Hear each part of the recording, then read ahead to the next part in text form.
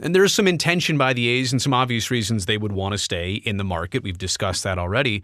But from the Giants' perspective, I mean, the first thing about it is that no matter the ways it could be lucrative, 3 years of inviting a roommate into your house and into your room, 3 years is a long time. This is not 3 weeks, not 3 months. This is 3 full baseball seasons. It's pretty ugly, but like we said, for the A's to qualify for the RSN, for the Regional Sports Network money, they have to be in the Bay Area most of their home games. So it was presented to the Giants. The Giants didn't volunteer for this. 30 to 40 games, and Giants Enterprises is the side company the Giants oversee that schedules all these events at Oracle Park when the Giants are out of town, right, or in the off season.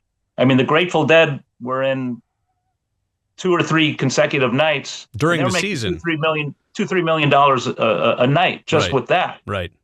And they're not going to make that if the A's are playing. So,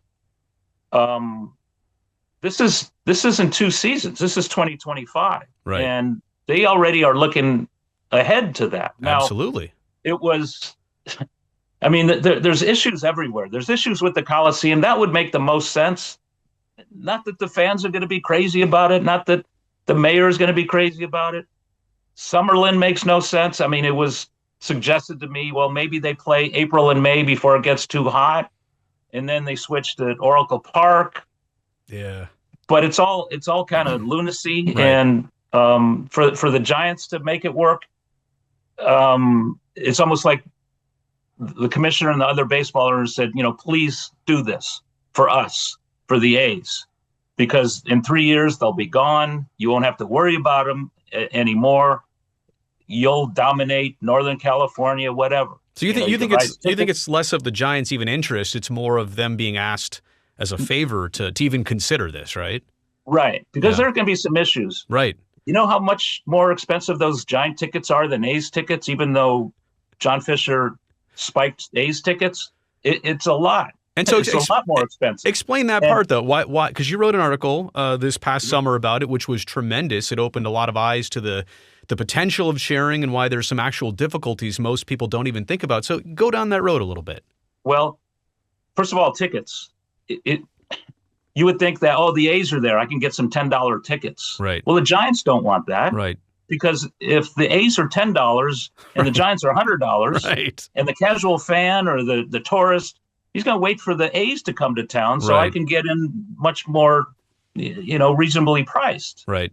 And so it's almost like the A's tickets are going to be competitive with the Giant tickets. They're going to have to be $100, $200.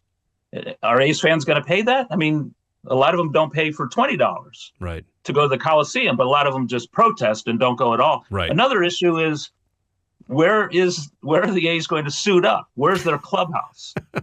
The Giants don't want to give up their clubhouse every 2 weeks for a team and just scatter everything and bring stuff back. That's not going to happen. So you have the visiting clubhouse. That could either be the A's clubhouse or the visiting team's clubhouse. And another clubhouse would have to be built, say, beyond the left field wall, some kind of temporary home where these people can dress and retreat to, after BP and after games. It's a big mess, but that's the A's. That's what we're used to. Everything's messy.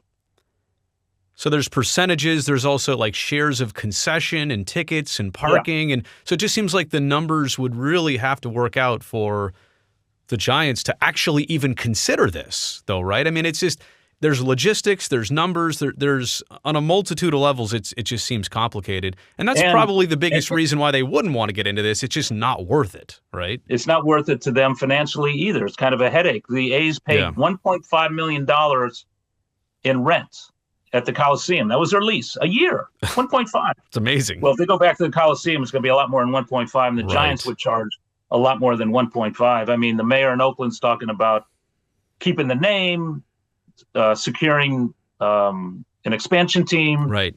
Those are non-starters because MLB will not guarantee anybody an expansion team right now. And Fisher is already on record saying, "I want the A's name in Las Vegas."